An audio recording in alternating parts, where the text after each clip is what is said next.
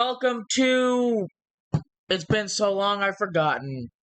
WWE wrestling, basically the whole weekend, not weekend, week recap. It's been a hot minute, guys. This last week or two has been a hot clusterfuck. I'll be real with you. But before we get into that, I'm Safari. I'm CK. And I'm Knight Rider. Okay, so we're gonna run through this super quick. I started wrestling this week. It hurts, but it's cool. So, as of this week, going forward, we don't really have a lot of time to watch wrestling. So, basically, the plan as of now is for us to watch everything on, Friday? Thursday, Fridays. Yeah, Thursday, Fridays, and then try to stream on Saturday, maybe. We really don't know. It's kind of a work in progress. We're gonna figure out as time goes on. Because, like I said, we don't got a lot of time to watch wrestling. Because I'm Monday through Thursday, 6 to 10 p.m. Right, when wrestling's on. So And we're gonna figure that out. Another thing too. We are going to start doing something people have been asking us to do. Not as much Tafari, but we might wind up throwing him in there Occasionally. If we can get him, especially during pay-per-views, blah blah blah, whatever.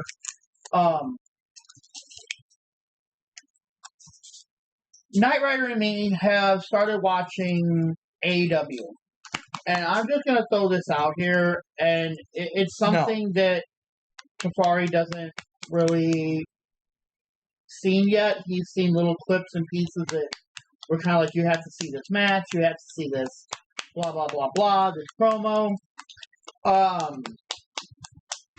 But guys, I'm gonna tell you this flat out. Down.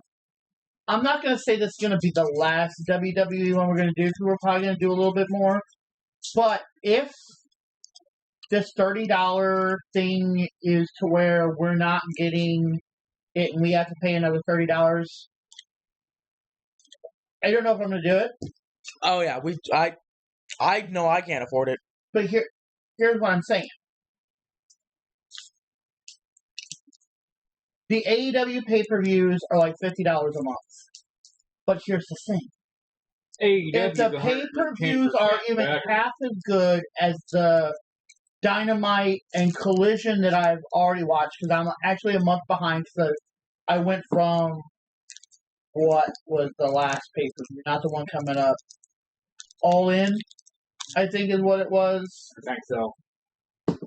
We were going from there and trying to catch up going forward.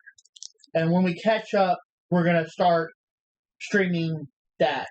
Either that or following the next pay-per-view. But, how are we supposed to see if people texting? I got it for that, but still, yes. But what I'm saying is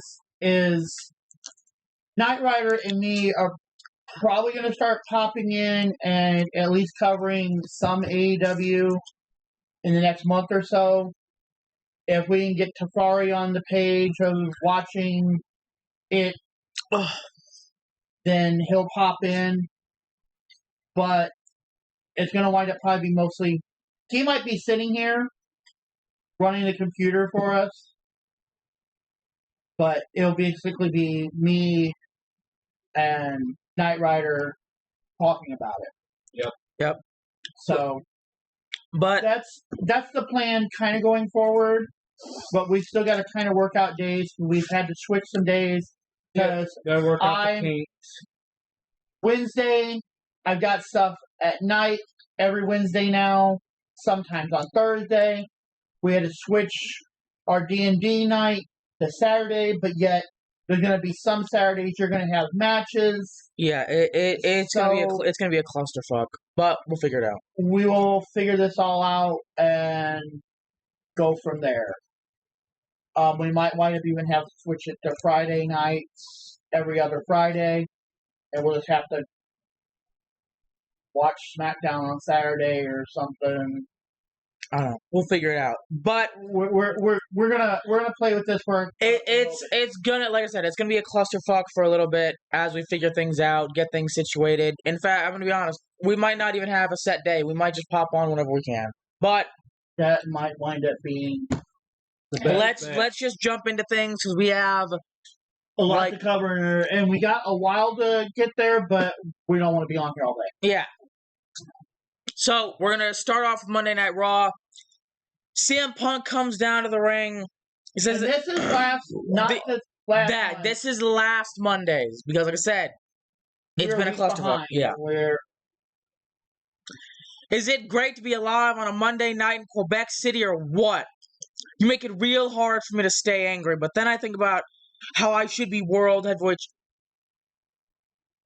I swear we went over this, but I know we haven't. Anyway.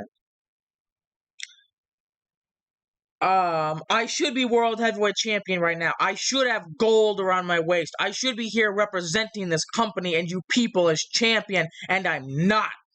So I'm a little angry about it. I have a Seth Rollins problem. Self-professed visionary who can't see what's right in front of his face, and that he's trying his best to be CM Punk. He's failing miserably. But listen, SummerSlam, did you guys watch SummerSlam? Yeah, I climbed to the top of the mountain for the first time in 12 years. I became champion in this company. And I appreciate that. I appreciate the cheers and the chants. But I can't but feel that maybe I let you all down because I am not champion currently. So I apologize. But I'll say this. I will promise you this. If you thought I was relentless in pursuit of my goals, and you thought before I was obsessed with becoming champion, after realizing that goal, and the reality of holding it in my hands and looking at you, excuse me, the emotions on all of your faces, I promise you, I'm even more obsessed to regain that title. You know, I'm starting to think maybe we did. I know. I was about to say, Did we cover Tuesday? Did we? We might have. It's been. Forgive us. It's been a hot minute. Because doesn't this turn into a match? Yeah, at the end of the night. Yeah. Okay, hold on. Hang on a minute. I can.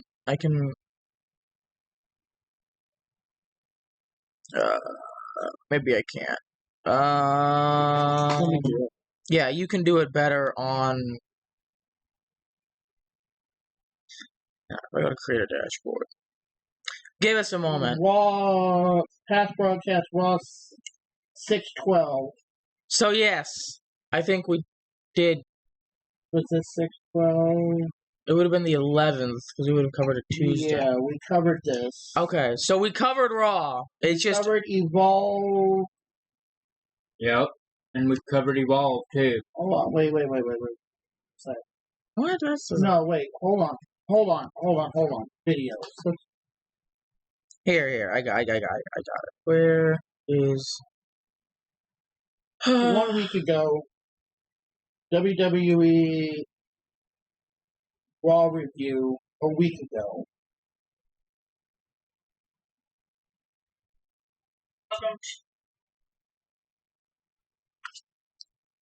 No, what this? I wanna. Yeah, I assume we went over Raw, so we just need to go over everything else. Alright? Find out why. Then shit comes out. Why the fuck did we cover Evolve with that? Doesn't even make sense. It's been a long week, guys. I'm trying. Yeah, it's not letting me click on what I want to click on. Sorry, guys. We are really trying to figure this out. We did not. Yeah, we're professionals, as you can tell. We know exactly what we're doing. Why do you 1 week ago? If that's the latest one, then we just did Raw. Raw SummerSlam. 1 week ago, NXT TNA a week ago. So yeah, okay. Raw. When's the last Raw we did? Can't I get it in order? That is order. Let me see it. No, it's not. This is 6. Let me see it.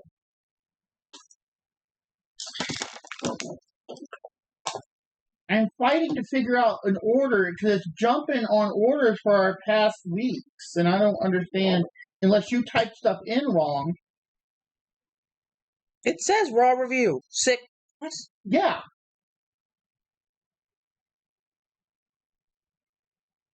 You see where I'm... Unless I might have just typed it in wrong. I don't know, man. It's 1 week ago, so we're gonna say we did that, and we're just gonna go to fucking NXT because I don't know. It's been a long week, okay. So we're gonna skip. Cover it. Well, we did. We absolutely did because it's 1 week ago. And I think that was the last one we did. So we're gonna go to NXT. Is what we're gonna do because we are professionals. We know exactly what we're doing at all times. We told you it's gonna be a clusterfuck. Our apologies.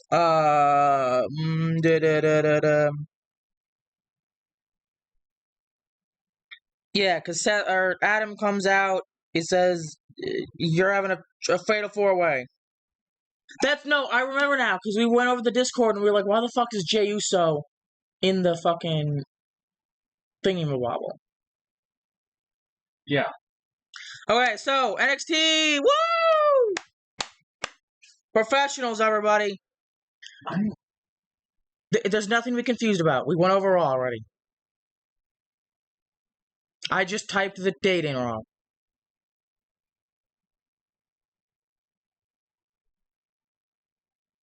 So, okay, NXT. We start off with Ava, Hank and Tank backstage, and it's basically Ava saying, "Look, you two cannot get involved in Dark State's match tonight. I know you want to go after them. They've been going after you and your tag team titles. You cannot get involved in this match tonight. You can have them at what's the next one? Hell's Heatwave, right? Yeah. You can have them at Heatwave, but you cannot get involved tonight." And they're like, "Okay, we won't get involved in the match."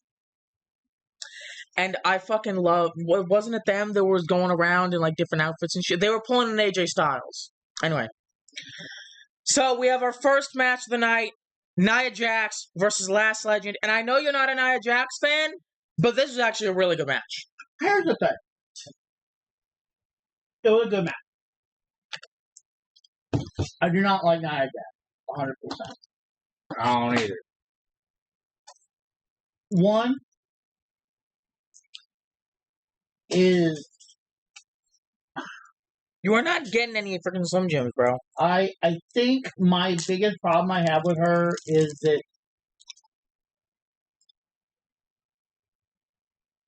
one, she's been reported dangerous quite a few times to work with. She has actually hurt people. Yep. Not saying it's on purpose, not saying it's not on purpose, but being that she is dangerous and she's a big girl and doesn't always do things 100% the way she's supposed to. Mm-hmm. And I think more so you're starting to learn that there's an order to things. Oh, absolutely. And if one person gets sideways, then everything gets fucked up. Absolutely. Then you're gonna someone's gonna wind up getting hurt. Oh, absolutely. So, but yeah, that is my problem with her. And with Lash, I think she's great. I think it's with the little people that she has a problem. Yeah. And Lash, I'm not gonna say is big, but bigger. She's like 6 foot actually, so she's pretty damn big. No, I mean as in like size-wise, but Lash even picked her up. Yeah, absolutely. She has some power. So, but yeah, this is honestly a great match. I mean, it's two powerhouses going at it, tossing each other around, picking up each other, hitting them with power bombs and shit. But we end the match, and you know what? I'm gonna say everything you want.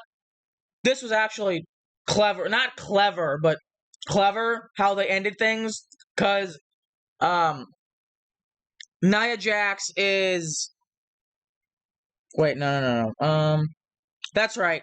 Legend or Nia Jax puts Legend through the announce table, but she managed to get back in the ring at the count of 9. Jax is awestruck, flabbergasted, Schmeckledorfed even.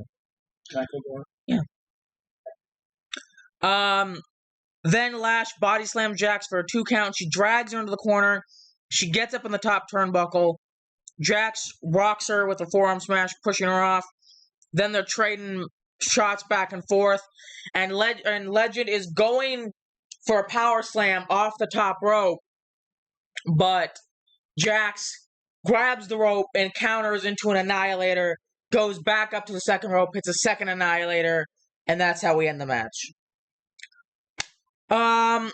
Then we have Kelly Kincaid having a backstage interview with Dark State. And this is hilarious because she's a little girl and she's like, I honestly was not expecting you guys to say yes. So how are you planning on dealing with the 4 heaviest hitters in NXT?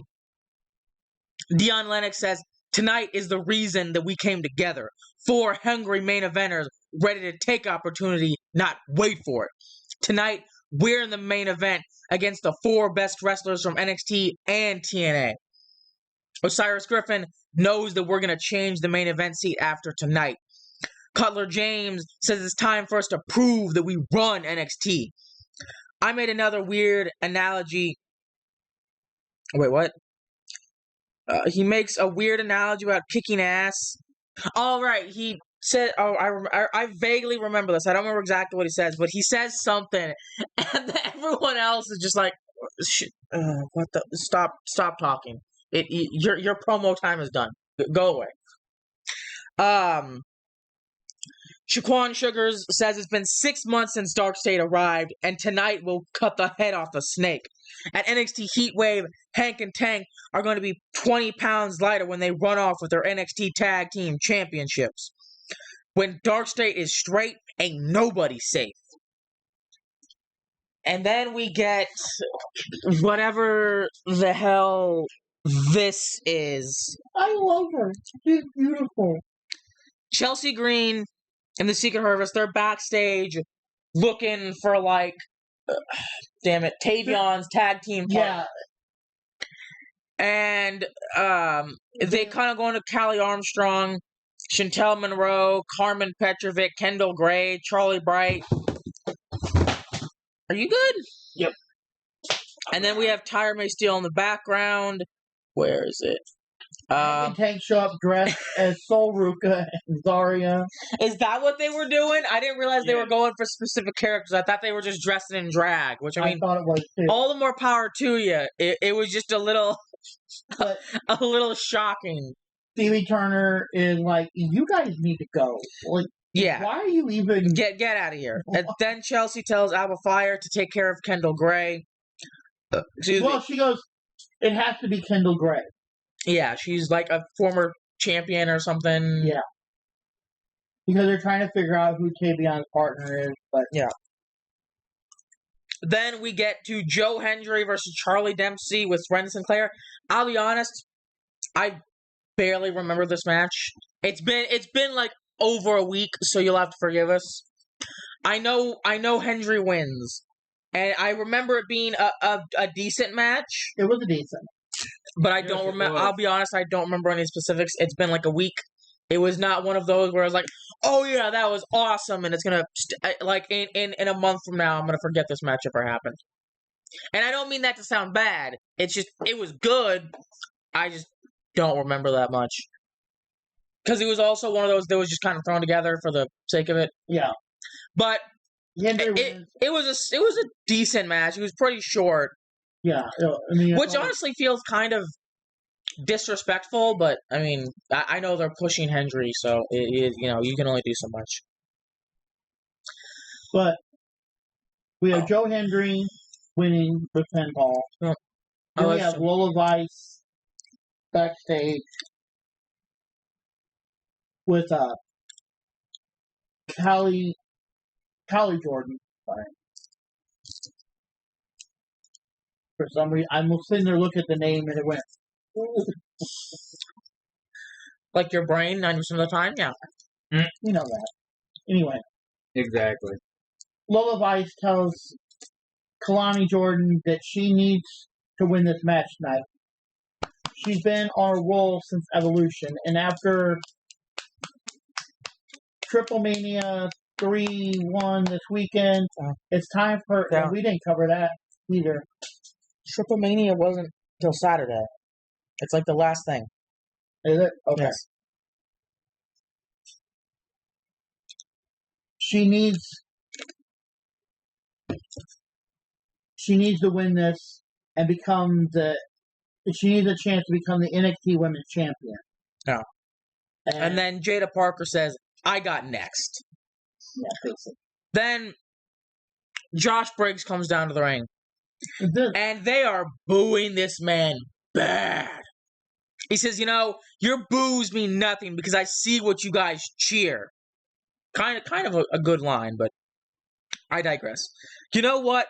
When someone shows you who they really are, believe them. Inamara said that he was my friend, and he wasn't. He was just selfish. He was spineless. They ain't turning it off. It's on all night. Yeah, because the crowd was chanting, turn off. Turn his mic off. Yeah. When Inamara came back to NXT, he acted like it was for me, but it wasn't for me. The only thing he cared about was his plan to become NXT champion. Like everybody? He didn't care about our friendship. Look, I tried to be the best friend that I can be, but he didn't care. I tried to make him a champion, but he failed because he lives by his stupid code of honor that everyone in here likes. Bro, there is no honor in NXT. How many times do I have to tell you? I am not a man of honor. I am a man of mayhem, and I should be the NXT champion because of Inamara. I am not. Inamara needs to learn that the only way you survive in NXT is by fighting dirty. So, buddy, next week in Philadelphia, let's put that honor on the line in a Philadelphia street fight. Then Imahara comes on. He's like, Briggs, I saw that you were my friend, but now you're just, how do you say it in English? A jackass. You are a jackass. I fight my way with honor, not in fear. With the street fight, the match is no lose. The honor will be beating you. Yeah. Mm-hmm. And then they start getting into a giant fuck-off brawl, going through security guards, going crossbodies. And then Jordan Grace has a sit-down interview with Kelly Kincaid. Kelly says, Jordan Grace, thank you so much for your time today. Now, we were all wondering how you're feeling after the very harsh words from Blake Monroe, not only just about you, but also about your physical journey getting into the WWE. Kelly, this is a problem. This is probably going to surprise a lot of people. But Blake was actually right. No. What do you mean? I spent most of my life avoiding mirrors because I just didn't like what I saw. And it's not that I wasn't beautiful. It's not that I wasn't strong. But I could never be myself like that. I could never see myself like that. If my journey was just physical, lifting weights, cutting down numbers on a scale, then I probably would have been easier. But the real battle has never been with my body. It's always been with my mind, my self-worth. That little voice in my head saying that I was never going to be good enough, no matter how hard I tried. I think that's a feeling that a lot of women can relate to, actually. And then whenever you let Blake in, I feel like we started to see this softer side of you. And I let my guard down. And that's 100% on me. That's my fault. But I've always felt like an outsider, especially now. So when someone like Blake comes along, someone who I thought was an outsider in their own right, I wanted to connect. I did. I wanted to feel like we could maybe understand each other. But I see who she is now. We have the same weakness, except hers is wrapped up in a desired confidence. She doesn't think that she's good enough. So she projects that another woman carrying them down so that she can stand taller. That's real. There's real power in being able to see through someone like that. And to tell the little Jordans watching, maybe this real strength doesn't feed on someone else's weakness. Now, in 2 weeks at Heatwave, you get Blake Monroe one-on-one. So what can we expect? I'm not going to be stepping in a ring with Blake to prove that I'm better than her, to try to get revenge. I'm going to be stepping in that ring to remind her that the WWE Universe, that there's no blueprint for a champion. Champion come in all shapes, sizes, colors, and more importantly, champions are able to silence the doubts in their minds and silence bullies like Blake Monroe. At Heatwave, I'm going to show Blake exactly what a champion looks like. Then we see Blake talking backstage with Ava. It's like, I can't believe she called me insecure. And then Ava's like, oh, just to let you know, next week you're going to be having a one-on-one confrontation with Jordynne Grace. And Blake's like, I can't believe this. Favorites much? And then as she walks away, this was this last week? Mm-hmm. Ava's like, just a little bit. Yeah. Just a little bit. It was great. We Vic Joseph and Corey Graves. Oh, never mind. They're just recapping her stuff. Then Blake Howard has a backstage interview with Fatal Influence. He asks JC how important it is for them to win this match. Oh, Fallon cuts her off as she's about to answer. We've already taken care of Lola Vice, and they've defeated Kalani Jordan in the past, so what else is there to say? She's like, I'd like to thank you, Fallon, for answering for me, and I'd also like to thank Jasmine Nix for putting us in this match. If you want to eliminate two women from title contention, what better way to do it than all by yourself? If Lola and Kalani think that they can hang with the double champ, I would love to see them try. And then she finds out that Ash by Elegance and Masha Slamovich are going to be in the house watching her match later tonight. Then Lainey Reed comes in, joins the conversations, like, good luck in your match tonight, honey. Mm-hmm. Then we see Obafemi backstage with Trick Williams, Moose, Javon Evans in the locker room. Oba's like, look, I know that we'll never be friends, but tonight we have to coexist against Dark State.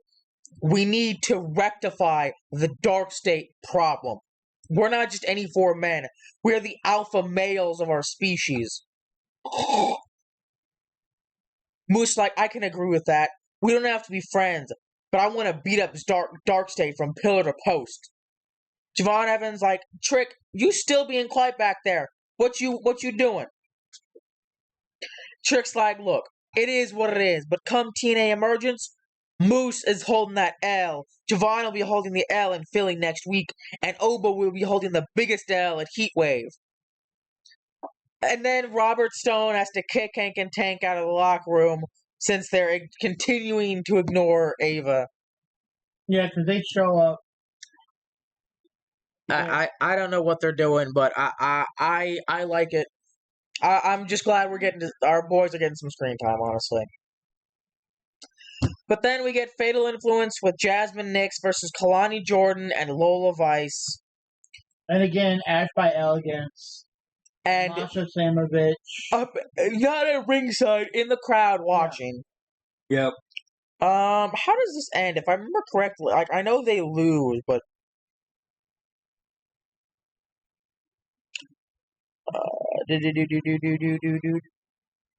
I thought there was some shenanigans that happened. No. They just get beat? I mean, I believe that. I just thought there was, like, some shenanigans that fucked, like, Fatal Influence fucking themselves over and widening that gap. Yeah. I think you're right. This started the whole... This is another one that I think Nix is on her way out. Yeah.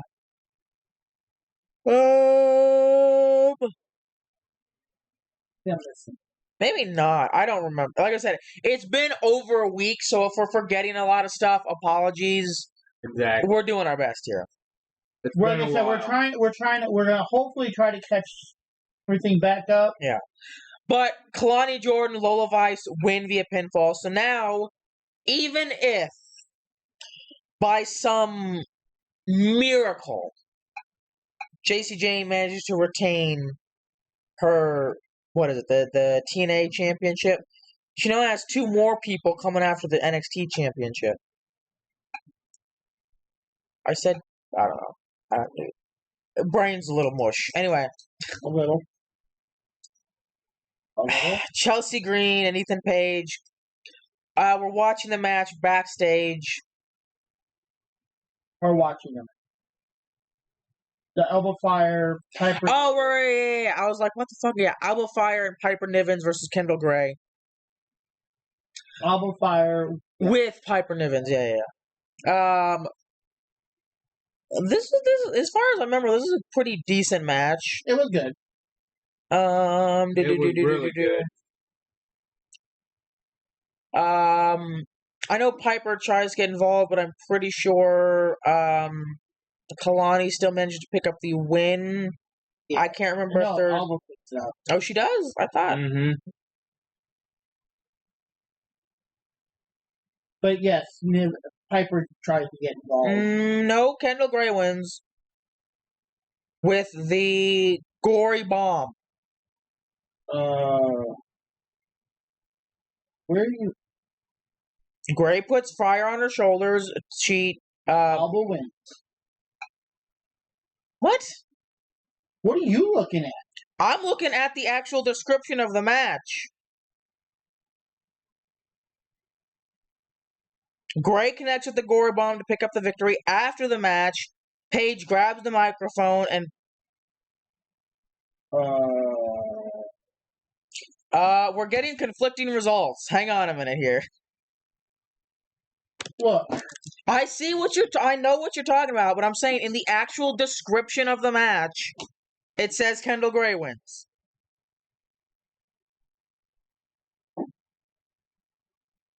Unless they just put the wrong name there. I'm just going to say that Alba wins because I can't be bothered saying otherwise. But yeah, after the match, Ethan comes out. He's poking fun at America. Says that this Canadian standard of excellence will always be one step ahead. Then Tavion Heights appears. He says that, Kendall Gray is a great superstar, but she's not my pick. My pick is the first ever woman in WWE to hold an Olympic gold medal. Tyra Steele comes out. She wipes out the Secret Service with 2 German suplexes. And then Heights rolls Paige back into the ring. And, I forgot about this, but apparently Tyra plants Paige with the German suplex. Here's the thing. I don't care if she's feeling it, okay?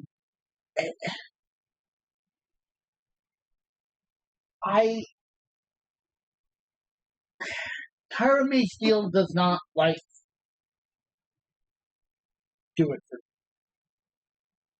I don't know what it is. I'm not invested. Does that make sense?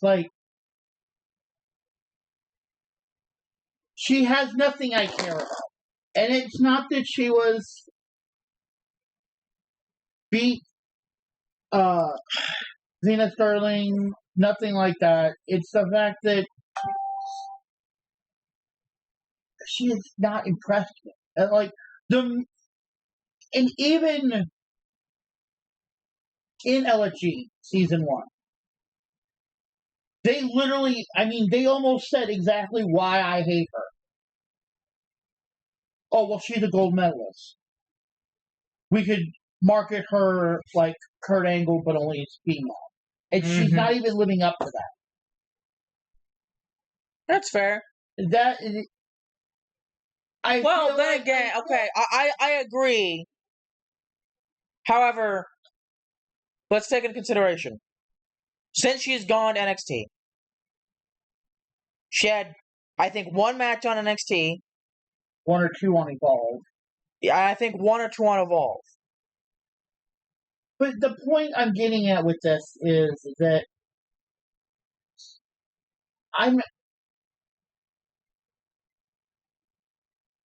she doesn't have anything that I care for. Like, she don't have any spark. Yeah. Like, she doesn't make me hate her. She doesn't make me love her. I don't like her because of that. If that makes sense, it almost makes me hate her because of that she has nothing. You just don't. You're just not. You just don't care. Yeah, and it's like I don't like her because of that. It's like they promote her to be this. Fuck. I'm gonna let him tell you, but Tafari over here is a little sore. A little bit, just a little bit from wrestling. But yeah, hey, the bumps, the breaks, the bruises, it's all part of it. Yep. Anyway, it's all part of the game. We go backstage. Fatal Influence is once again bitching at Jasmine Nix on their way to Ava's office. Excuse me. Ava briefly have a conversation with George Iceman, who represents Ash. Oh my God! Which again, I didn't even really know his name until like a week or 2 ago. I still don't. I just read it and I can't bother remembering it. The concierge. That's what he is. Yeah. Anyway, he does. Ava just got off the phone with Santina Marella at NXT Heatwave. JC Jane will put her TNA Knockouts World Championship on the line against Masha Slamovich and Ash by Elegance in a triple threat match.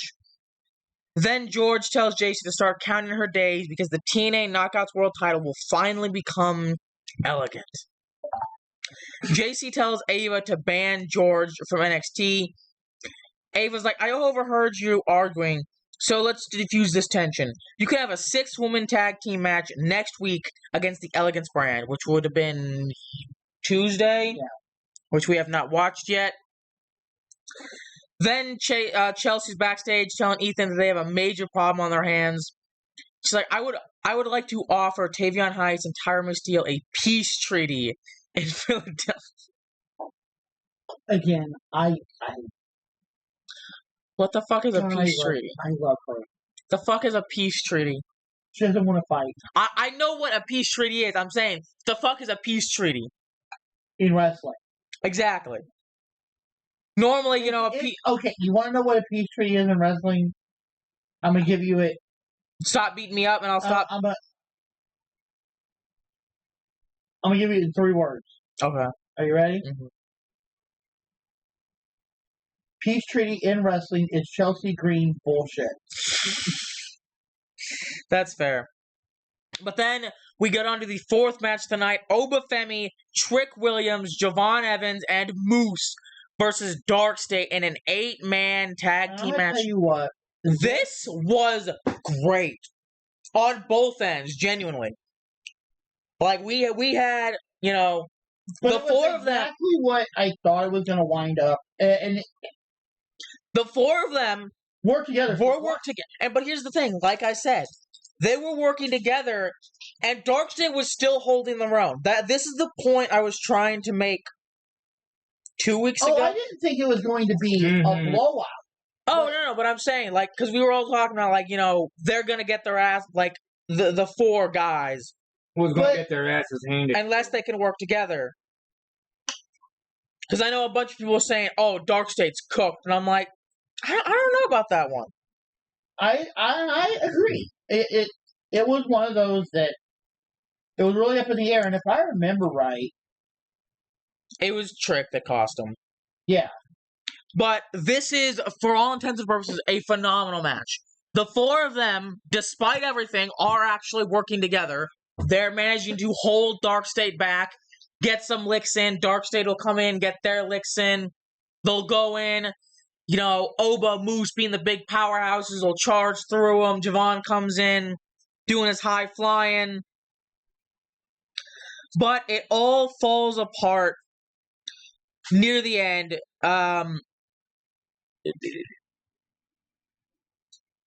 Dark State goes for the assisted pop-up powerbomb, but Moose and Femi get in the way. So they get an assisted double cutter from Evans. Williams clotheslines Griffin over the top rope. Moose drops James with a pump kick. Femi with a running uppercut. And then Femi inadvertently uppercuts Evans. Moose accidentally. Maybe it wasn't entirely Trick's fault. I forgot about this part. But Moose accidentally spears Femi. Sugars leapfrogs over Moose, and he hits him with a wrecking ball drop kick.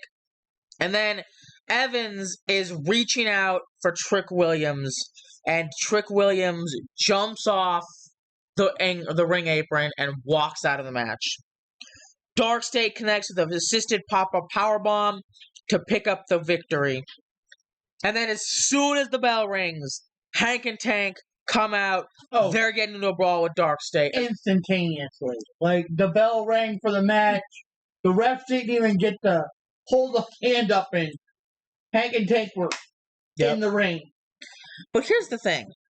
I love my boys. However, a 4v1, no matter how good you are, is never going to go your way. Oh, you put Evolve. Yes, I said that because I just put them in the order they were sent to me. But that's how we end NXT. We're going to go over Evolve super quick. Like I said, trying to get as much of this knocked out so we at least maybe have a little bit of time to relax before I have to go and get beat up again. But we start with the first match, Tate Wilder versus Brooks Jensen. Tate Wilder's the cowboy guy, right? I think? Yes. Yeah, I was going to say, because I know he gets... And I hate that they're... I mean, I like the underdog story, don't get me wrong. Mm-hmm. But I feel like Tate Wilder's better than what they're making him to be. Probably, but here's the thing. Look at what they did with Hank and Tank. But, exactly. That's why I said everybody loves a good underdog. Yeah, I think that's what they're going for. I think I'm willing to bet you once, because this is what his second, third match, and he loses. Tate Wilder gets beat up. I think it's his second or third. I think it's his third, because isn't Brooke Wilder or Brooke?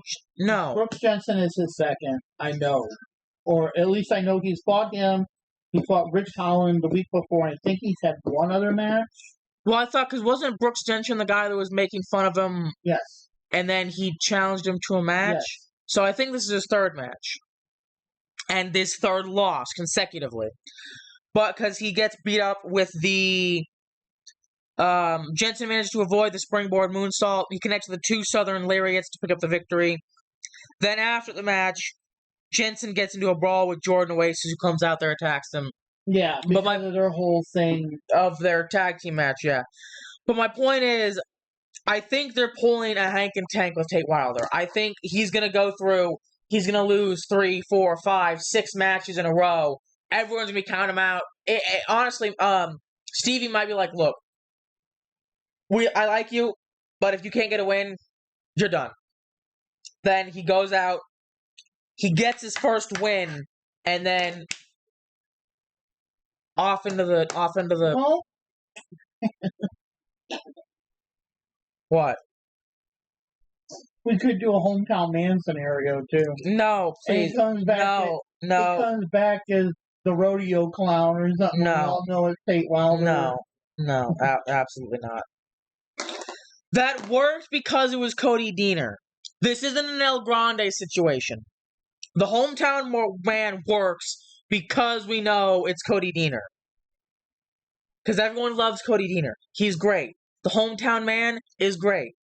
We don't need another El Grande. Anyway, moving on. We see Wendy Chu backstage watching the film of her match with Carly Bright last week. Then Adrenaline Drip has a confrontation with Jax Presley and Harley Riggins. I don't remember any of those names. Adrenaline Drip, obviously, but the other two I don't know.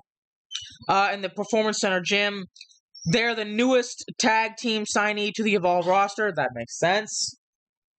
And then Cappuccino Jones proceeds to challenge them to a match. Was that this week? Or next week? I forget. Ow, motherfuck. Jackson Drake rips Bryce Donovan for not getting the job done last week. Oh, And, like, look, Bryce, I'm not having any of your attitude. And Swipe Right had to play peacemakers. Jackson blames Bryce for allowing Keanu Carver to get one step closer to the Evolve Championship. Bryce apologizes for... Why the fuck is he apologizing? Fuck y'all. Y'all... No. Look, I'm not a big Bryce Donovan fan. I'm a little bit more of a fan after last week. However, y'all gave me like 30 minutes to prepare for Keanu fucking Carver. And I was this close to beating him too. So y'all can suck my dick. In the middle of the ring too. tell him how you feel. Exactly. Damn. Y'all gave me 30 minutes to prepare for Keanu Carver. You all know what's going to happen if he gets in a faction. They do this. I'm kicking all their asses. You know how they've had the Vanity Project Gauntlet matches? If I'm in Vanity Project and they do this, I'm running the Vanity fucking Project Gauntlet match. And I'm then taking his title from him. Cause that's some bullshit. I was this close. Really know how you feel. I was this close to beating Keanu Carver with 30 minutes of prep. You were? 30 minutes of prep time. I'm talking from the perspective of Bryce Donovan. Shut up. Okay. 30 minutes of prep time. And I was this close to beating him. Fuck y'all. You could have given me a week and I would have beat his ass. Anyway. Are you done? Are you done now? No. You got it all out? No. Mostly. Anyway, he apologizes for not taking out Keanu last week. The Vanity Project is always going to bounce back. He says that I have a conversation with Stevie Turner, and I want to do something for the Vanity Project. I got Zeta Steel a match with Layla Diggs for later on tonight. And Bryce? Yeah, I got a notification, so I was reading. And then I also got Swipe Right, a WWID showcase match for next week. And they are not happy with him. It's like, hey, look, y'all did it to me last week. Good luck. At least he's giving them a fucking week to prepare. Exactly. That's what I said. And but I don't know where this match is going. We get our second match of the night, Idris Sanofi versus Dante Chen. Is the second match, or the second time they've gone at it, yeah. I think they're going to do another Andrade, Carmelo Hayes. And I'll say it, you know, as old... I'm not going to say the matches got old, because they had, like, what, a 7 back and forth, 7 different matches. And they were all good. Like, you know, you might not like them, but they were all great matches. That's why they did it 7 times. As long as you have a way to keep the rivalry going and the story at least semi interesting, I think you can pull this off. But with only an hour of runtime and, like, I'm gonna say 5 minutes, and that's being generous. 5 minutes to build an actual rivalry between these guys. I don't know if they can quite stretch 7 matches out of it. I think 3, maybe 5 if we really want to. But I think 3 is going to be the sweet spot. Because if I remember, they do end up tied after this. Yeah. Because Dante Chen picks up the pinfall. Idris Sanofi picked up the first pinfall. But I'm not going to say one of my favorites, but it was a good match. Yeah, it's a good match. Yeah. It was a great match, but I'm really not. You're just not a big interested in either of these two. Yeah, I get that. Exactly. I'm not super invested in either of them, but it's one of those things where I might not be invested in them, but as long as the match is entertaining, I can accept it. Yeah. All But right. then Rich Holland again pokes fun at Wilder backstage for losing 2 consecutive matches. Oh, right, yeah, it was Rich Holland that was making fun of him, not... Okay, so no, this was only the second match. I'm thinking, I assume this week? Yeah. This week, I don't know. Anyway. Rich Holland, or Wilder is taking losses as learning the lessons. Yeah, this show is about growth. Rich says that Wilder, you need to get used to losing, because that's all you've ever done. Wilder challenges Ridge to a match to test that theory. Ridge's like, I'm focusing on bigger things. Next week, I will teach Sean Legacy the difference between someone who competes on Raw, SmackDown, and NXT, and someone who competes on Evolve. Ridge tells Wilder that to have a chat with Legacy after that match. Then he'll realize that he shouldn't be making silly requests. We see Kylie Ray having a conversation with Stevie Turner. Kylie's all about standing up for herself now, and she wants a match with Chantel Monroe. Stevie makes the match official, plus it'll be a WWE Evolve Women's Championship Eliminator match. Stevie then proceeds to scold Jordan Oasis for attacking Brooke Jensen, and is like, cool off for a week. Then I'll get back to you. Then we get to the third match of the night, which I believe is the main event? No. Right, we have... Well, I'm not used to having 4. Zeta Steele with Bryce Donovan versus Layla Diggs with Mason Holiday. And this was a pretty short match. Yeah. Bryce is running interference, but the referee ejects him from ringside. Steele is losing her shit. Dave manages to kick her in the gut and connect with the diggity splits to pick up the victory. And again, I think this is him breaking out of Vanity because they didn't blame him, at least what we've seen yet, but they're going to blame him. Oh, absolutely. So. But then Jamar Hampton confronts Itzgall for randomly appearing at ringside during his matches a couple of weeks ago, and Itzgall's like, that must have been AI, CGI. And he's like, well, I want to go work out. It's chest day. And Gall's like, chest day? I love chest day. Let me show you a few reps I have in my... I don't know where the fuck this is going. I don't know if they're... I really have no clue. I don't know either. This is going to be something special. But Shu Martinez has a backstage interview with Sean Legacy. He's like, where's your head at after your match with Keanu Carver? He says, I'm disappointed because I wanted to get revenge for what Keanu did to Timothy Thatcher. I wanted to defend the WWID program, but I fell short. You know, I'm taking this loss as a lesson. I'm glad that Keanu Carver is going after the Vanity Project, but my eyes still remain on the WWE Evolve Championship. Chewy's like, look, you got Ice Williams talking about... Ice Williams was talking about you at a recent independent wrestling show. Ice is calling himself the #1 WWE prospect.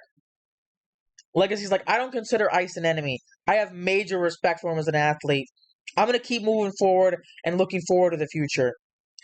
I want to talk about my upcoming match with Ridge Holland. I'm going to get back on track next week. Then we get to the main event. Carmen Petrovic versus Tyra May Steele in a WWE Evolve Women's Championship Eliminator match.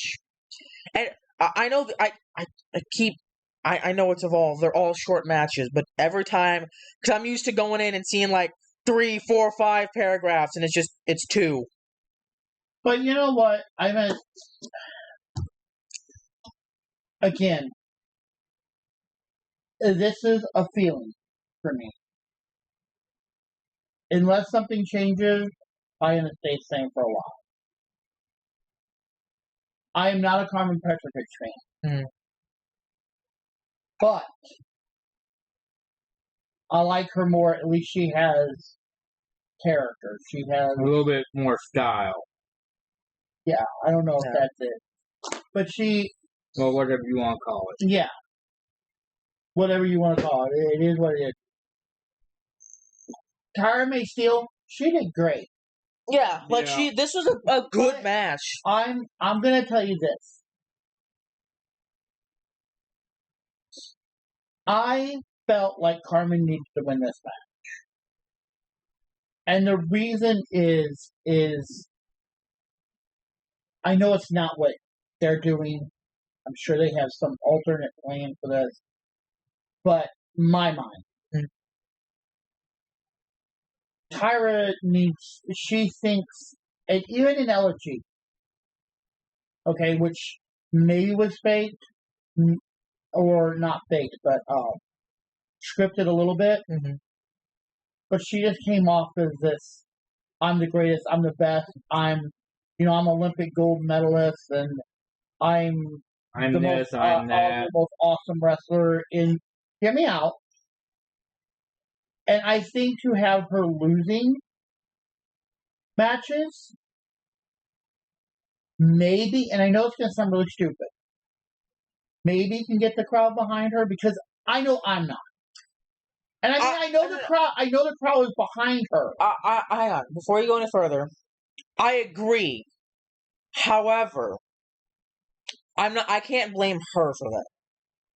Because I don't think any of this is her fault. I could be 1,000,000% wrong, but I'm willing to bet you money.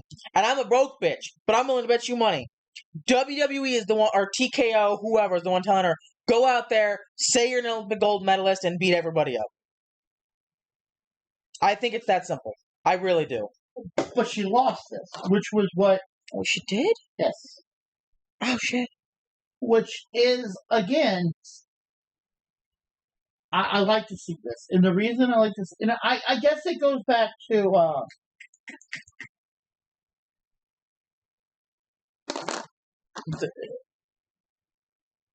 Tate Wilder, Hank... I don't know what you're trying to get at. Troy Jensen? LG? Oh, okay. Going and challenging Oba day one. Troy What? You mean Jasper Troy? Jasper Troy, yeah. What name did you just say? Troy Jensen. You knew who I meant. I have no idea. Who the fuck is Troy Jensen? I don't know. But challenging Oba day one and losing. Grant, I didn't really get... You have somebody on the arm of the chair. Can I help you? But anyway, what is your malfunction, huh? Anyway, continue. I'm listening. Challenging day one and losing. And now he's kind of trying to do this whole, show himself arc. Does that make sense, what I'm trying to say? Yeah. I mean, he's still a cocky bastard, but yeah. So I think maybe that's her best pass. And I can kind of see that, especially if she's coming in here, especially on a... Well, also, I'm gonna be honest. I think this is just their way to write her off of Evolve. And I only say that because she's on NXT now. I think they, like I said, I think they didn't have a story for her in NXT, so they moved her down to Evolve, but now that they have a story for her on NXT, they're trying to write her off Evolve. Which is sloppy character management, in my opinion, but also, what the fuck do I know? You will. Anyway. Alright, down. Alright, now we have TNA. Yes, also, for some reason, their pay-per-view, what was it? Oh, Emergence? It didn't work. Like, the link, it said 404 error, so I was not able to copy that down. But we vaguely remember what happened, right? Sure. We'll go with that. Anyway. If nothing else, we'll talk about this for a second. Let me see if but we start the show off with Moose backstage after an unknown assailant had attacked him, injured him. The system then tells Santina Marella that they demand to face Williams in First Class in the opening match. Because that was meant to be our main event. But they were like, no. We want them now. So, before Trick Williams in First Class can even get into the ring, the system attacks him on the apron. JDC dives onto the field, and at this point, Bella isn't even wrong. Once they finally get in the ring, the match is official. And they are going back and forth, whooping ass. However, Swan manages to take advantage of the chaos, rolls up Myers, and he uses the ropes for leverage when the referee isn't looking, securing the pin for his team. So Trick Williams and First Class pick up the pinfall with the same bullshit tactics they've been using for God knows how long. But I genuinely cannot wait to see where this goes. What I'm gonna do is I'm gonna throw this in. We'll just pull the link up real quick. We'll do emergence after this because it would have been after. Yeah. You just put it in Discord then? Yeah, but no, I'm not gonna. Well, just send it to me. I can pull it up on this end, so I can at least have it on the computer. Just send it to me, and I can pull it up on the computer, like you normally would. Like I normally would. Yeah, just send it to me. Like you're wanting me to put it in the Discord or in the Google Docs. But then we get Indy Hartwell and Danny Luna versus. Well, I was gonna throw it in one of the folders real quick in Google Docs, like Q&A or something. Can you copy paste it? What I can send the link. Oh, don't put it in the. Just send it to me, and I can. I'm trying to get. Anyway, we have Indy Hartwell, Danny Luna versus Harley Hudson and Myla Grace. Harley and Danny have a headlock. There we go. And then I can at least have it up on here, and we can run through it super quick.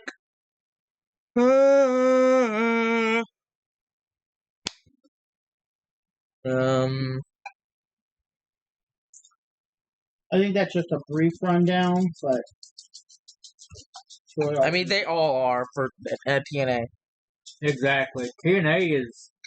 The transcripts aren't like great. Yeah, but Luna powers up for a German suplex before tagging in Indy. Both Hudson and Grace ran into spine busters. Okay, you gotta give me a second to catch back up. Grace gets dropped with the Hertz donut, and then it was over. Indy Hartwell, Danny Luna pick up the pinfall. And then Rosemary, as Indy and okay, wait, that's not what I want to bring up here. Give me a sec. I'm trying to catch back up here. Google Docs is just kind of loading slow. Yeah, but as Indy and Danny are walking up the ramp, but she was there before. Yeah, like I noticed that somebody had a hoodie on. I just didn't say nothing. But Rosemary comes out of the crowd and mists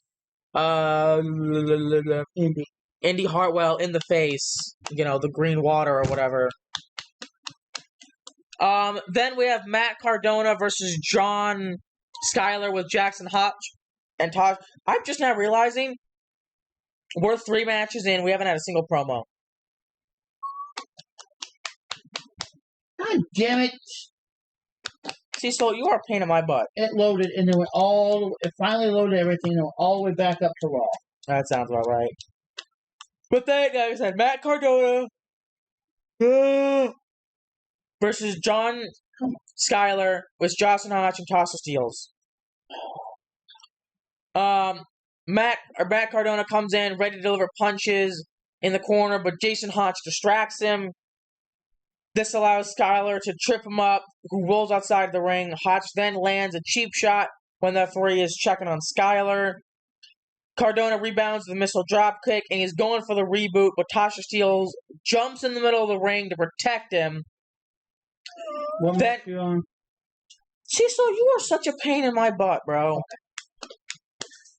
Then Cardona knocks his Hodge off the apron and hits radio silence on Skyler for the win.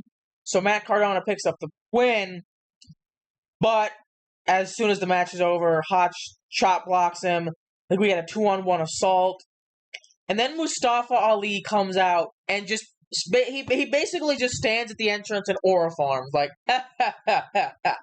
like a freaking 90s supervillain. Agent Zero comes out. Yeah.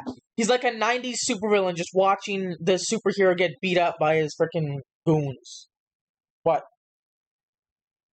Like something hit the back of the chair. Oh no, I was putting my foot here. Oh. Maybe it's because I was leaning all the way back in the chair. And maybe. So I fell back there. But yeah, Agent Zero comes out and chokes Sam's. Don't be doing that. No kidding, you two. But then backstage, Jody Threat's checking on Indy. Danny Luna walks in and brushes Threat off before TNA medical staff is told them all to leave. Mustafa Ali, or not Mustafa, Matt Cardona goes back, approaches Tasha Steelz and demands a singles match with Mustafa Ali. Steelz accepts the match for Emergence. Then we get the TNA Knockouts Tag Team Summit. Santina's in the ring. He introduces the participants in the Fatal 4-Way match at Emergence. The Elegance brand, Xia Brookside, Li Yang Lee, The Inspiration, and Fatal Influence all come into the ring. Santina gives the mic to Ash. She brags about speaking first because she's one half of the TNA Knockouts World Tag Team Champions. M by Elegance then claims that the Elegance brand was the most dominant team in the ring. Xia Brookside says that both she and Lee will emerge victorious. Fatal Influences says that NXT is a superior brand to TNA Wrestling. The Inspiration reminds that everyone of their goal is to become a two-time knockout. Basically, everybody says we're going to win the titles, and then they fight. No, they fight. Yeah, they start fighting. Exactly what you would expect from a summit. They take turns saying, we're going to win the titles because we're the best, and then they punch each other in the face. Does this ever go any other way? I didn't think so. A contract signing is the exact same way. Oh, I'm going to win the title. No, I'm going to win the title. No, I'm going to win the title. No, I'm going to win the title. Okay, then sign the contract. I'm going to win the title. Sign the contract, and then they put each other through a fucking table. Yeah, but then you had Gia Miller backstage with Rosemary, and she asked about her actions earlier. And then Rosemary claims Indy Hartwell walked into TNA as if she owned it. I am the Dark Mother to TNA. And then it went all the way back to the top, so I'm trying. And then Mace Warner and Stephanie DeLander are suspended because of their actions. Oh, right, their personal affairs in the office. And Warner's like, nothing is going to keep me out of TNA wrestling. Then we get Mike Santana versus Eric Young with the Northern Armory. And Eric Young gets beat up. The Northern Armory gets beat up. Mike Santana gets the win with the block. Yeah, but then, of course, after the match, the Northern Armory comes in, they attack him. Then Sami Callihan comes out there, makes the save before chasing Young out of the ring. And this is great. This is beautiful. We get the King's speech with Steve Macklin and Jake Something. Frankie Kazarian comes out. He's like, my guests for tonight are the TNA International Champion, Steve Macklin, Jake Something. They come into the ring and they're ready to throw hands immediately, but Frankie's just staring at each other. Yeah. And Kazarian is like, so, what do you have to say?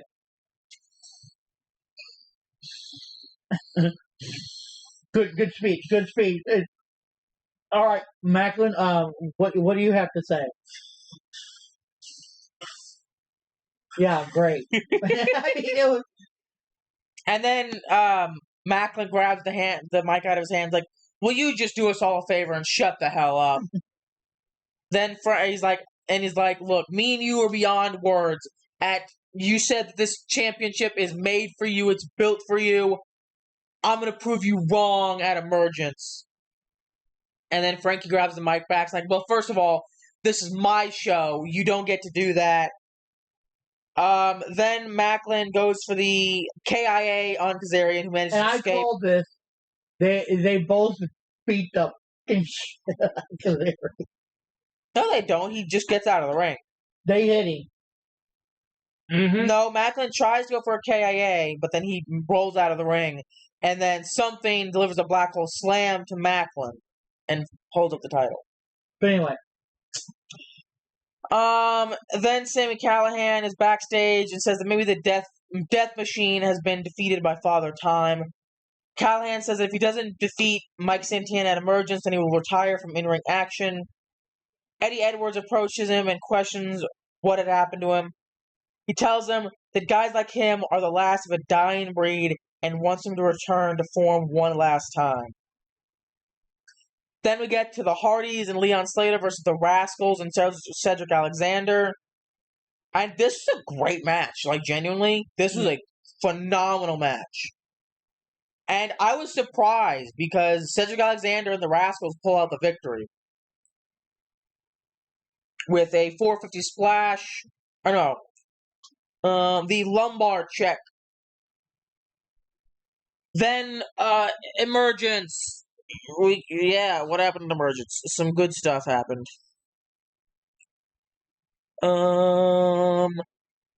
That's right, we had Indy Hartwell versus the Demon Assassin Rosemary. I told you to stop doing that. Man, I was up till like 2 a.m. last night. And that's whose fault? Austin and Anakin's. No. No. No. No. No. No. Do you want to know why? Because I said so. But yeah, this is a good match. Hartwell manages to win with the Hertz Donut. And it was a solid match back and forth. I was very surprised this was at Emergence, considering this literally just became a rivalry yesterday. Like the night before, right? So that was a little... Oh, wait, no, was this the kickoff show? Yeah. So yeah, I was gonna say, like, I barely remember this match, but I don't actually remember the match, because I don't think we had time to watch the pre-show. Or at least I didn't.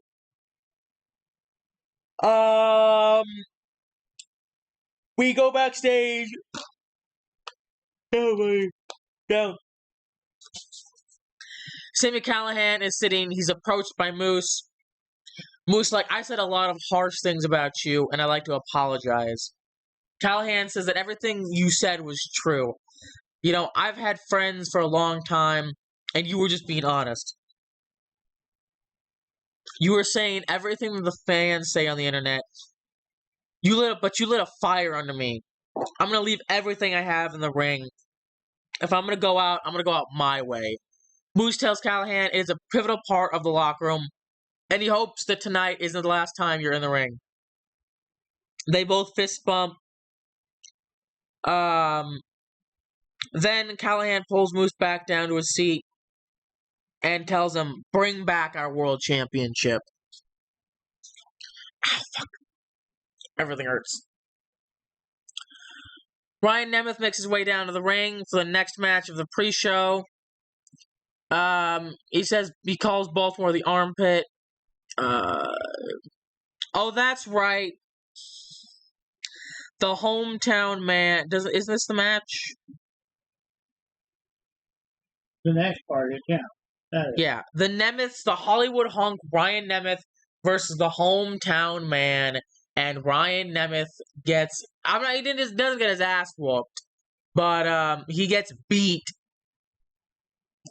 Because Nemeth spikes him on his head with a DDT for a 2 count. Then he pulls him up onto the corner, but hometown man lands on his feet and rolls him up for the win, and then runs out of the ring, because I assume his brother's down there with him and he doesn't feel like getting jumped. No, because remember, he was banned. Yep. His brother was banned. He was suspended again. Yep. How was his brother suspended? Because of the actions from the week before. Yep. Attacking, officials. Yeah, the officials. I don't know. It's been a long fucking time. Anyway, hometown man celebrates with the radio host. Then we have the official start of Emergence. Yeah, we have the X Division Championship match. The youngest in charge, Leon Slater versus Cedric Alexander. And this is, once again, a phenomenal match. Oh, Slater gives everything. Yeah, Slater and Alexander were putting on a hell of a show, honestly. Yep. Slater managed to pick up the win with the Swanton 450. But you know what? Here is the biggest key part. This was a phenomenal match. It was back and forth. Could have gone either way. And I think the coolest part is after the match. Was Leon Slater is earning respect. And he's showing respect. Yeah. Yep. And because Alexander has been doing this for a long time. Mm. And he shook Leon's hand. Yep, they hug each other. Even the commentators give them both a standing ovation. Then we had back, see Jim Miller is interviewing TNA World Champion Trick Williams in First Class. Williams says that we don't need no introduction. I'm the man breaking attendance records and bringing in TV deals. AJ Francis says that William is going to put Moose in his place. AJ says First Class going to take out the system. The system might think they run TNA, but TNA didn't get the records and deals until Trick NA. Rick Swan says that if you ain't First Class, you're last. Williams says people might think their egos are too big. I need to apologize for my comments towards Mama Moose, but I'm going to have to apologize again for whooping your baby's ass. I hate Trick. Yeah, I used to hate Moose too. Mike Santana is showing getting ready for his match against Callahan. Order 4 makes their way down to the ring. We have Order 4's Mustafa Ali versus the complete Matt Cardona. And this is exactly what you think. All of them getting involved. But Cardona managed to pick up the win with a roll-up and a crucifix. And then after the match, they beat him again. But this was the great part. Because after the match, Order 4 starts beating the hell out of him. Agent Zero comes down. Yeah.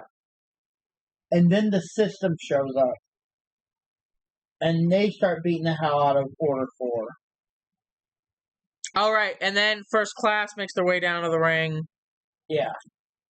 So they start their match. The system with Brian Myers and Eddie Edwards versus the First Class. Which starts the next match. Yeah.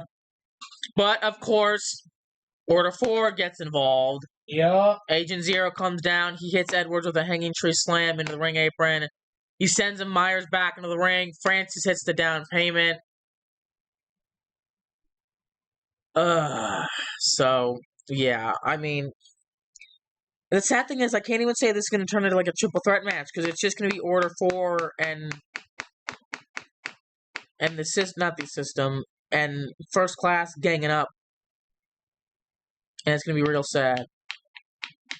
But what can you do? We get an injury report. First Class win. Yeah. Then we get the report that Trey Miguel Trey Miguel has a hernia and is out. Casey Navarro had an ACL injury and is out. Moose had a hip injury after being attacked by Trick Williams and First Class on last night's Impact, but I'm cleared for tonight. Then Mackenzie Mitchell introduces Joe Hendry as a special guest commentator for the next match, and Joe Hendry makes his way down to the ring and joins the announce desk. Then we get the video package we don't need to worry about. Mike Santana versus the Death Machine, Sami Callihan. Before the match begins, Sami Callihan's like, this might be my last match. If I'm going to go out, I'm going to go out on my terms. Why don't we make this a street fight? And Mike Santana's like, bet. So they make it into a street fight. They're pulling out all the kits caboodles, the stapler, I don't think they pull out tacks, actually. But the stapler, the chairs, the table, all that.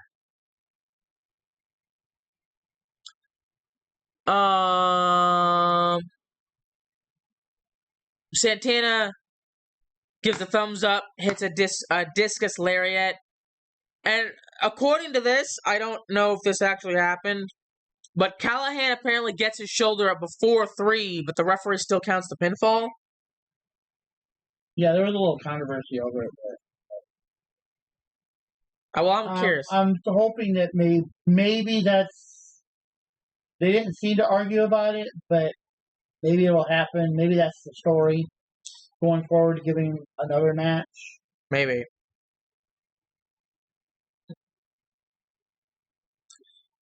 After the match, Mike is obviously frustrated despite winning. He tells Sammy to get up. Callahan gets up, stumbles a bit. Then he holds up his fists. They fist bump. Santana leaves the ring. Then Callahan sits down, unties his boots, takes them off, leaves them in the ring.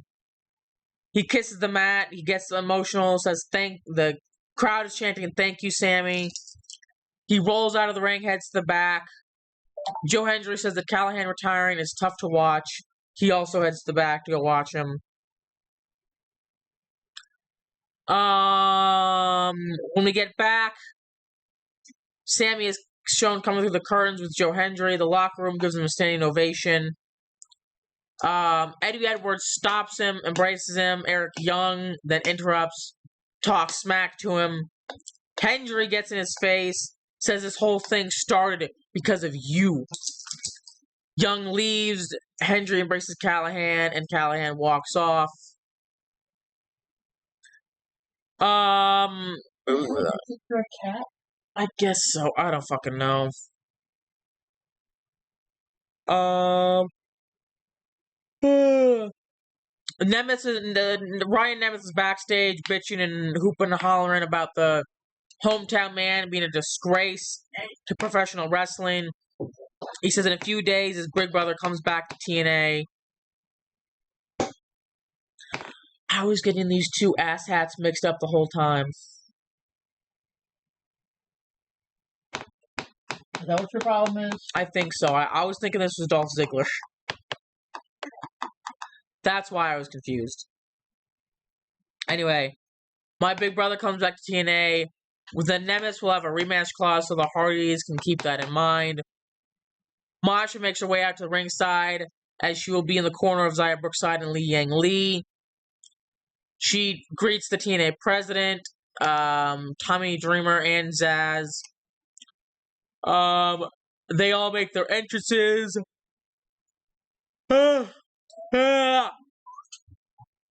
Tommy Dreamer gets on the microphone. He says his business is about moments. Really? You're fine. He says that he wants to make an amazing show, amazing moments together. Li Yang Lee came from China and didn't know a word of English. She didn't even know what professional wrestling is. But now she's here in TNA and wants to let everyone know that she'll be signing a new contract. Dreamer then says Lee represents the knockouts and women in general as a strong-ass fighter.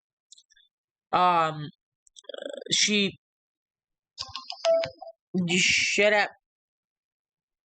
He then presents her with the contract. Lee signs it. Carlos Silva thanks Lee, gives her a hug. They all come in for a big old group hug, and then we start the next match, I believe, right?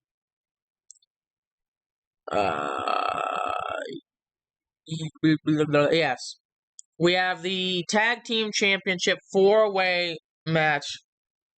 The Elegance brand versus the Inspiration versus NXT's Fatal Influence versus Li Yang Lee and Xia Brookside. And it goes exactly as you expect. All four women in no time going after each other, get into a big old brawl. I fucking hate these stupid ass rules, though. I agree. If it's gonna be a fatal 4-way, have 4 competitors in the ring at once. I know why they don't, because it would be a clusterfuck. However, I don't know. That's how, I'm willing to bet you that's how the Luchas do it. I'm willing to bet.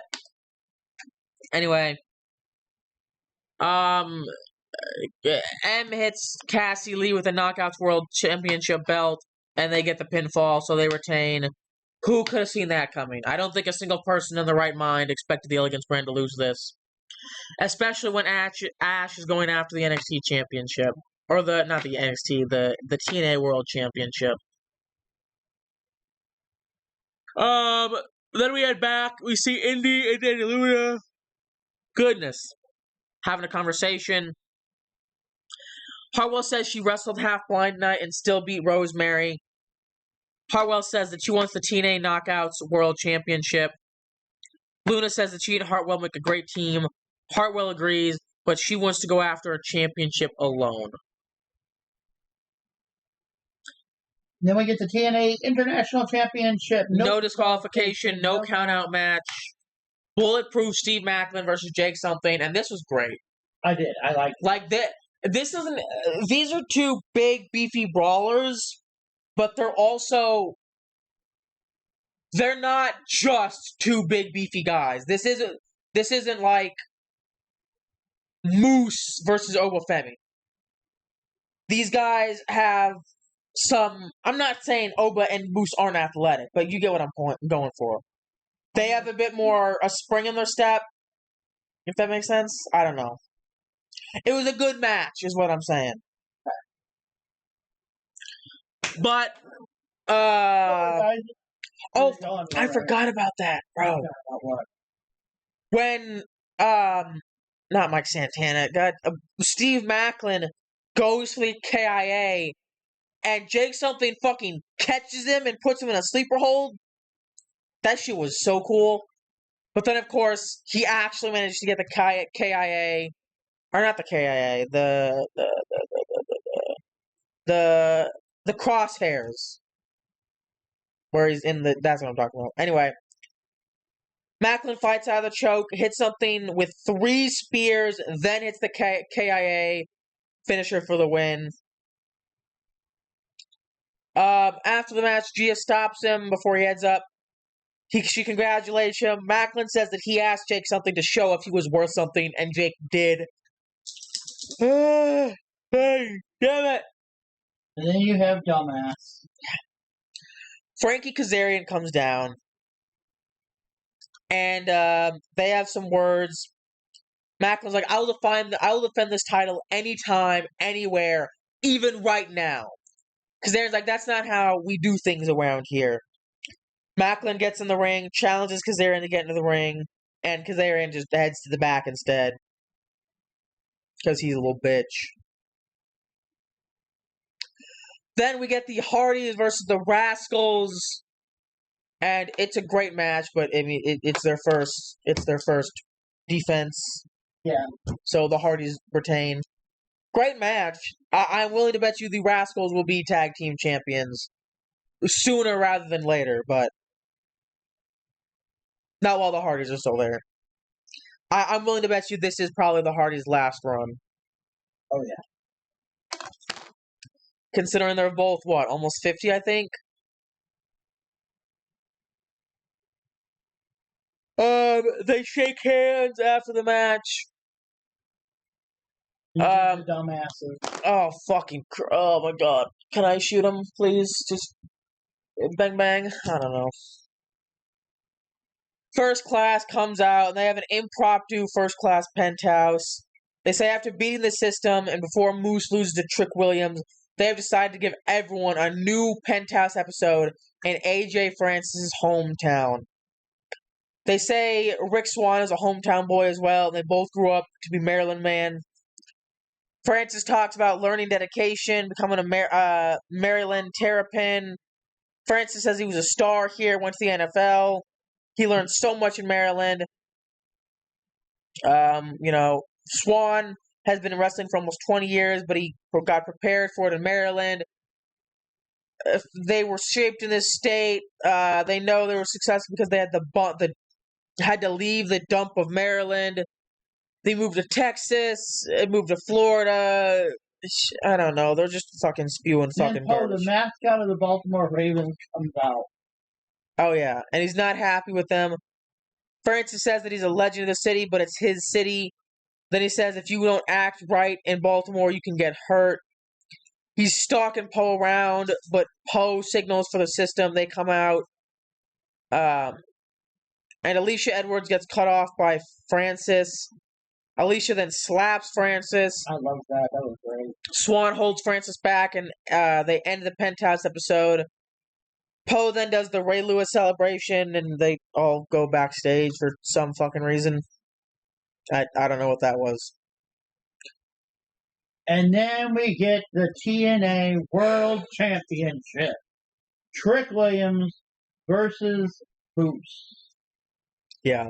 And this ends exactly how you think it should. Or, well, not. Yeah.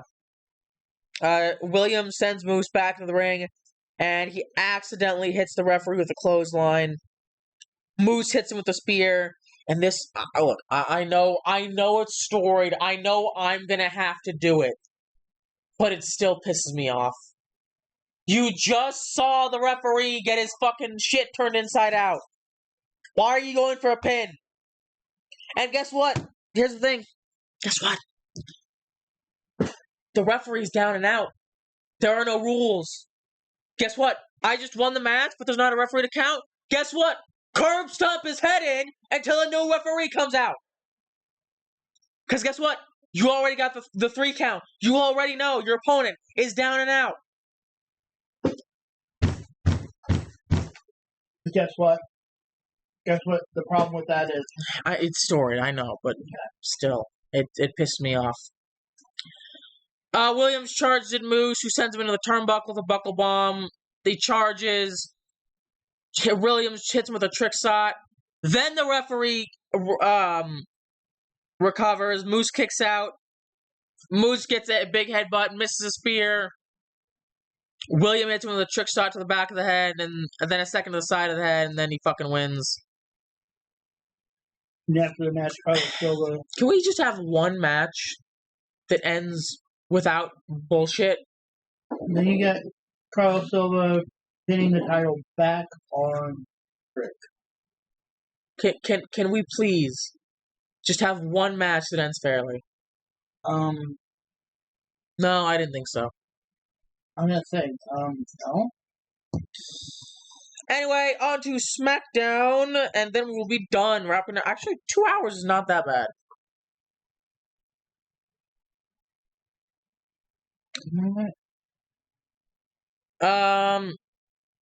Solo Sikoa to start off. What? I'm not. Are you good? No. I didn't think so. But anyway, starting off SmackDown, Solo Sikoa comes down to the ring. He says, Boston, the MFTs are in the building, and to remind everybody that we run SmackDown. And to anybody who doesn't like it, too bad. Last week, Sami Zayn came out here, tried to show up on SmackDown. Guess what? We showed up on Raw, and what happened? We stomped his ass out. So, Sami Zayn stomped out. Jimmy Uso stomped out. Oh, and the Samoan Werewolf, Jacob Fatu, stomped out. And if there's anybody in the back who wants to come out here, and before he even gets to finish his sentence, Sami Zayn's music hits. He comes down to the ring, and the MFTs are all up in his face, you know, like, basically putting themselves between him and Solo Sikoa. And Sami's like, take it down a notch, guys. Listen, I'm just here to talk, alright? Can we talk? Solo's like, yeah, sure. Come in the ring, Sami. The floor is all yours. And Sami's like, come on. You want to talk or not? So Solo has the MFTs get out of the ring. Sami gets up there, into the ring, stand across from Solo, and he says, look, this past Monday, I think everybody has heard me talk for weeks, for months, about becoming a world championship. That's all I've been talking about. This past Monday, if I had beaten Rusev, there's a very real possibility that I could have been fighting for the World Heavyweight Championship at Clash in Paris. But that's not happening, okay? Now, when that happened, Solo, I was furious, okay? I was furious. But I felt something too. I felt liberated. Because I've been talking so much about becoming a world champion, and it had to be now. I started putting all this pressure, like, it had to happen now, that it stopped me from accomplishing anything else in WWE. I was spinning my wheels, and at least now that's away from me, I can kind of go back to doing other things I set out to do. So, I guess this is me saying, thank you. That's the thing, Solo. Now it made me realize there's so many other things in WWE that I haven't done yet. So many other things that I want to accomplish. Here's a fun fact. Besides the World Championship, there is one other title that I have never held in WWE, and that is the United States Championship. Well, guess what, Sami? you're not going to hold it anytime soon. Okay? So you can go use those big-ass eyeballs and take all the look you want. You know what, Sammy? You even got to go to SmackDown. You're on Raw. So you're never going to hold this championship. As a matter of fact, get the hell out of my ring. Get the hell off my show. I never want to see you again. Actually, Solo, that's what I really came out here to tell you. See, as of tonight, I am officially on SmackDown. You took something away from me, and now I am going to take something away from you. I am coming for the United States Championship, and I am coming for you. And then they start fighting the MFTs. Gang up on him. Jimmy Uso comes out to the ring, but the numbers game catches up, and then Jacob Fatu comes out. He ducks a clothesline. He tees off on Solo. Jimmy super kicks Tala. Sammy gets a haluva kick. Then they double super kick Tala. And he's going for the double choke slam, but Jacob counters the super kick. Then they clothesline over the top rope. And then Nick Aldis shows up. No, no, no, Solo. This is not. There is no way to welcome the newest member of the SmackDown roster, Sami Zayn. Welcome to the Blue Brand. I am pleased to inform you that you will be in the main event right here in Beantown, a 6-man tag match. Any three of you MFTs face Sami Zayn, Jimmy Uso, and Jacob Fatu. Yep. Then we have a backstage interview with Chelsea Green, the Secret Service. From Chelsea's perspective, how did we get here with this ongoing feud with Charlotte Flair and Alexa Bliss? I bravely broke up a birthday celebration last week and bravely took a birthday cake straight to the face. Piper Niven says no one messes with their Canadian hero and gets away with it. Alba says that Piper is going to take out Alexa Bliss and the Secret Service will go on to confiscate those WWE Women's Tag Team Championships. And then you get the first match, Bliss with Charlotte versus Piper with Alba. Didn't we already have this? It was the other way. It was Charlotte versus Piper. I thought we had these two matches leading up to. No. I'm thinking of Raquel and Roxanne. Never mind. But yeah, Niven starts things off with a running shoulder tackle. Wait, Nivens? That's not right. Oh, it is Alexa Bliss versus Piper Nivens. Never mind. Yeah, she starts things off with a running shoulder tackle. She's stomping Bliss's chest in. And if I remember, I mean, obviously you have Alba Fire trying to get involved. You have Charlotte getting involved, yada, yada, yada. Chelsea.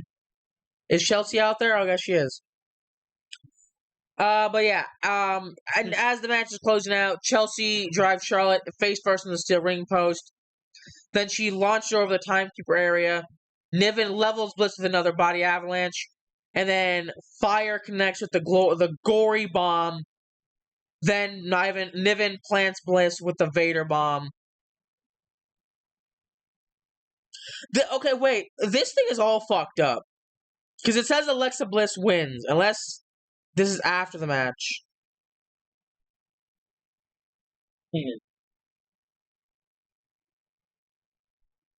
Yeah. Okay, yeah, okay. I was confused because I got down to the bottom. I was like, whoa, what? Bliss does manage to win with a roll-up, but then they get beat up after the match. I was very confused. Like I said, actually Friday was not that long ago, but it's been almost a week. Actually, yeah, it's been almost a week since even Friday, so I'm also very tired. Leave me alone. I'm going to use that as an excuse. Is that what we're doing? Yeah. Then we see Tiffany Stratton and Jade Cargill bickering with each other in the backstage. Nick is trying to diffuse their tension. Tiffany claims that Jade already had a title shot. Nick admires that Jade wants another title opportunity and that Tiffany wants to be a fighting champion. But there's a lot of channels he has to go through to make that match official. Then Nia Jax joins the conversation. Looks like Nia's like, I don't know why you're pleading for another title match when she didn't get the job done at SummerSlam. You need to take a step back, and I'll handle business to Tiffany, who claims she's having a fluke title run. Jade says that she falls back for no one. Tiffy tells Nia the same thing she told Jade last week. The story may be different, but the outcome will always be the same. She tells Nia to bring it on. I don't need this match again. No. Unless it's a triple threat, and even then, it's like, eh. Bring Lash up. Let her deal with Nia. And then This is probably going to be a triple threat. Yeah, probably. It's going to be even worse. Oh, wait, hang on. Here's the thing. When is Clash in Paris? Or did we already have that? We didn't have. No, that's the next paper. Yeah. When is that? Is it this Saturday or next? Next, I believe. Oh, thank God. Here's the thing, guys. Granted, I'm a month behind. I'm only about 2 weeks into that month. But already, AEW is just not doing it. I have no other way to put it. They're telling a story, but they're doing it in short windows. Mm-hmm. Like,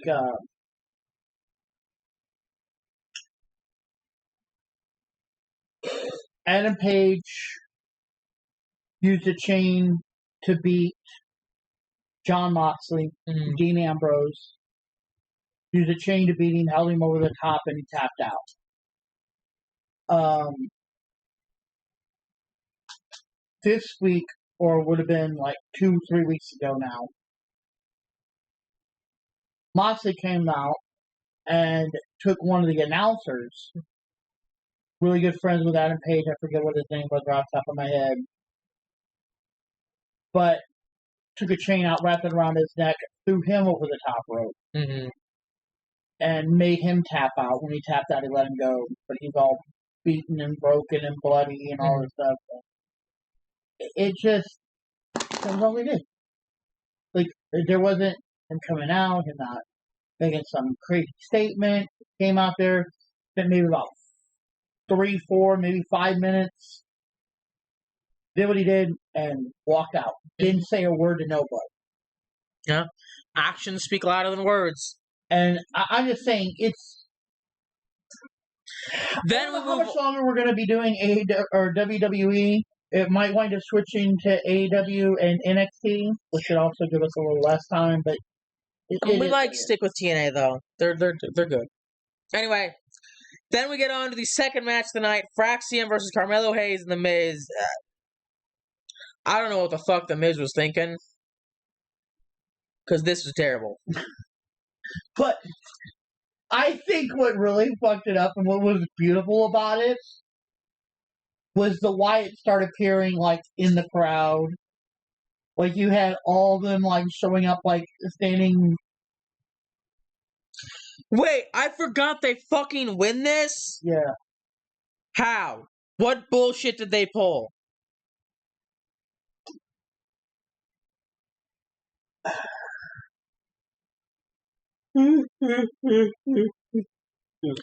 Because they better have pulled some bullshit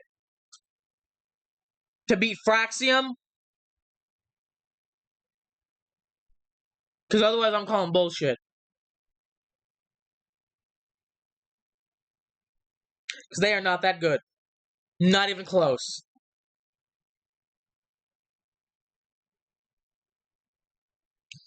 These guys were the undisputed NXT Tag Team Champions for the long... This is why I'm staying on NXT.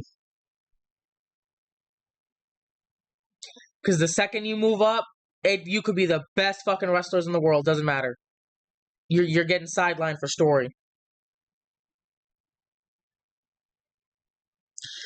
But yeah, they fucking pick up the win. Carmelo is going to finish it off, but Miz tags himself in. He steals the victory. I think that's more the story they were going for. I don't give a fuck. fuck their stories.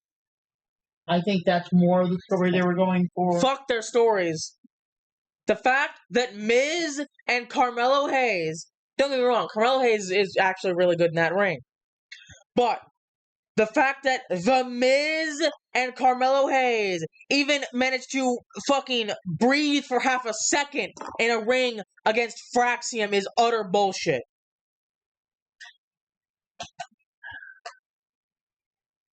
Fair enough.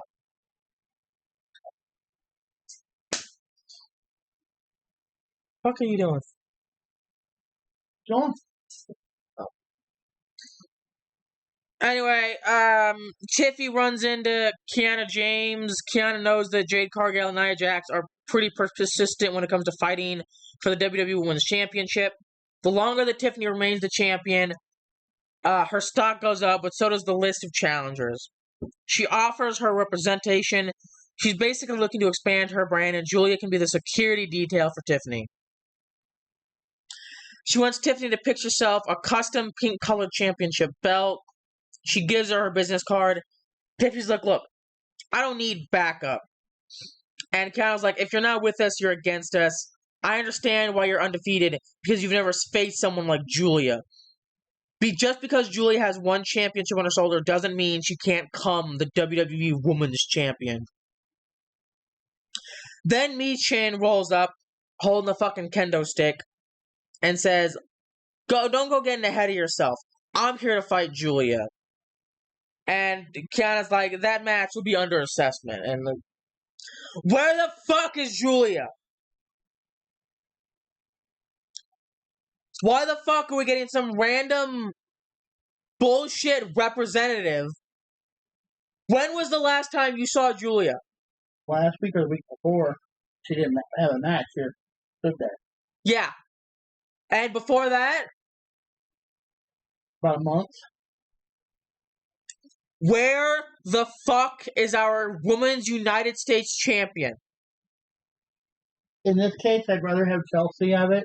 I know that's not horrible. At least she's there every goddamn week. Unless she's on camera because she missed a plane or whatever it is. And yeah, but even then, she's there. At least in spirit. That was so great. Exactly. This is some bullshit. Anyway. Then Drew McIntyre comes out. Do we need to go through this word for word? Because this is just a whole bunch. Of his this normal this crap? is like three paragraphs of bullshit. His normal crap. Yeah. He basically says, look, I didn't attack Cody Rhodes, I defended myself. And I'm coming after the title, I think, is the gist of what he said. Like, I can't be bothered remembering because it was just like 5 minutes of bullshit. 5? I don't remember. It was probably longer than that, but I'm being generous, okay? Then Byron Saxton having a backstage interview with the Street Profits.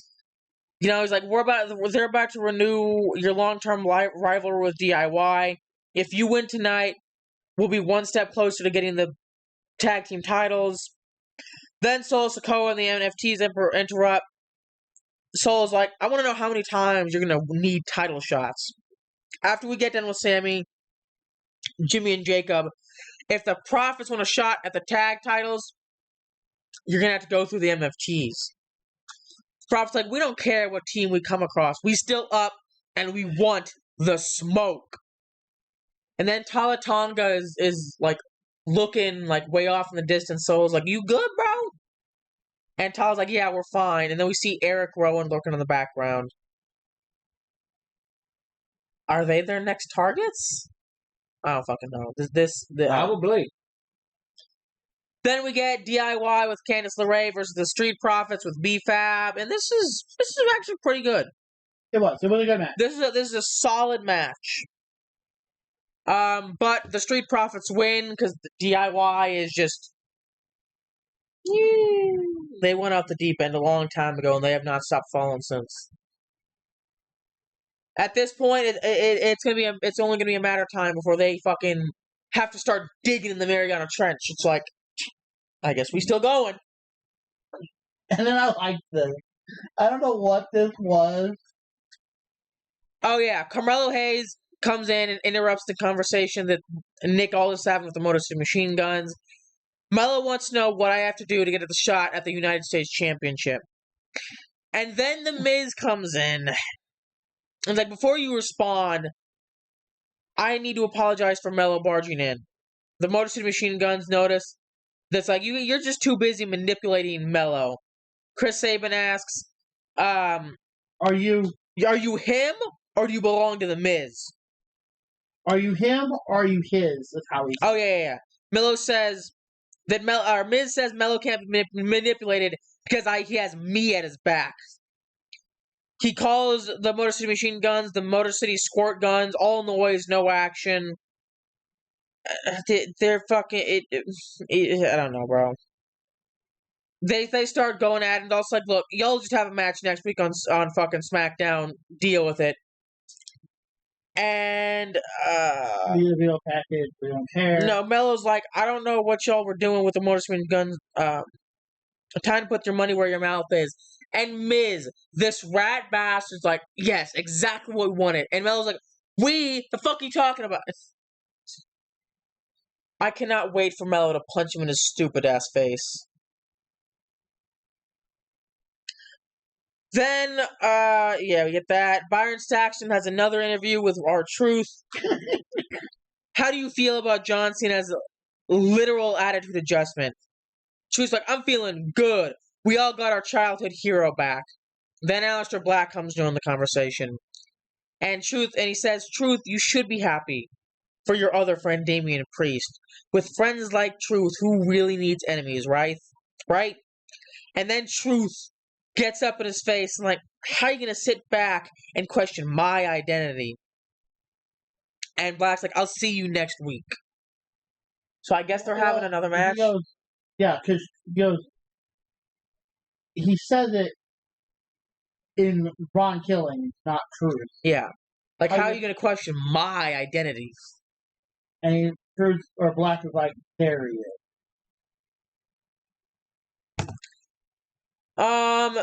We find out next week John Cena's going to be in Dublin, Ireland, plus Aleister Black's going with R-Truth.